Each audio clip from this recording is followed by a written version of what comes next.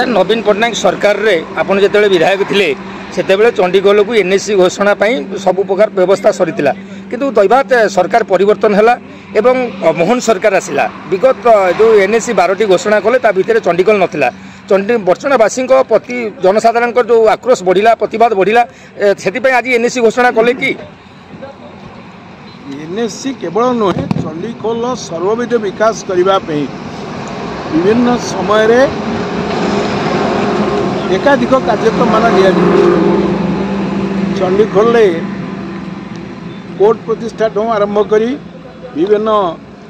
water issue जो आमर पानी पीवा water RWS division Barchana BO office Barchana हम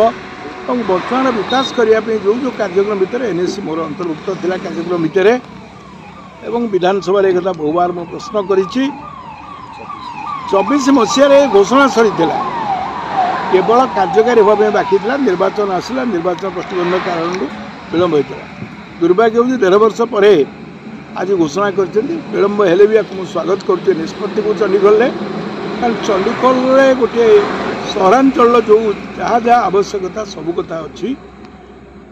एनएससी हेला परे आशा करिबा तार विकास त्वरान्वित हम राज्यर अन्य सांगे चंडीगढ़ जोड़ाई आगामी दिन में चंडीगढ़ राजस्व डिविजन करने जो दाबी थिला सब डिविजन करने ताकू सरकार विचार करूँ सी हम नुआ कथा ये तो घोषणा सरी घोषणा केवल खाली तार जहाँ आनुषंगिक कार्यक्रम होची एनएससी चंडीगढ़ हवा चंडीगढ़वासी की बर्चनावासी निश्चित भाव में सुख कथा सर कथा उठू कि से कहले 24 वर्ष सरकार भितर जहाँकि चंडीगढ़ को एनएससी मान्यता दे नथिले आज भारतीय जनता पार्टी बा मोहन सरकार आगु देले एटा कौन सठिक कले कि एटा आगुरु तो रोड मैप होता नवीन पट्टनायक सरकार बेले कौन सरकार गोटे हूँ धारावाहिक प्रक्रिया कंटिन्यूअस प्रोसेस गवर्नमेंट